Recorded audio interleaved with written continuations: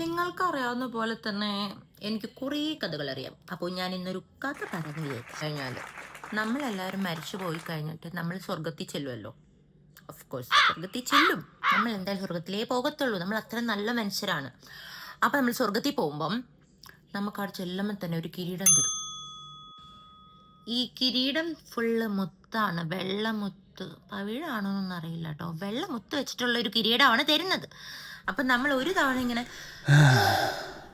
അങ്ങനെ ശ്വാസം വിട്ടാൽ, അതായത് നെടുവീർപ്പിട്ടാൽ ഓരോ മുത്ത് വെച്ച് പോവും. ഓക്കെ, അപ്പോൾ ഇനി എനിക്ക് തോന്നുന്നത് എൻ്റെ കിരീടത്തിൽ ആ മുത്ത് വെച്ച കമ്പിയെങ്കിലും ഉണ്ടായിരുന്നെങ്കിൽ എന്നാണ് ഞാൻ ആലോചിക്കുന്നത്. എനിക്ക് അറിയില്ല അതുപോലെ ഉണ്ടാവുമെന്ന് അറിയത്തില്ല. അപ്പം നിങ്ങൾ മാക്സിമം ഇനി അങ്ങനെ ചെയ്യാതിരിക്കുക. പകരം നിങ്ങൾ വേറെ എന്തെങ്കിലും ചെയ്യൂ.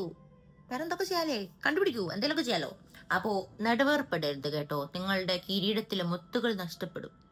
ഇത് ഞാൻ കണ്ടുപിടിച്ച കഥയൊന്നല്ല. ഇത് പണ്ട് ചെറുപ്പത്തിൽ ബ്രിട്ടീഷുകാരുടെ സമയത്തെങ്ങാണ്ട് ആരോ കണ്ടുപിടിച്ചിട്ട് എൻ്റെ അടുത്ത് പറഞ്ഞതാണ്.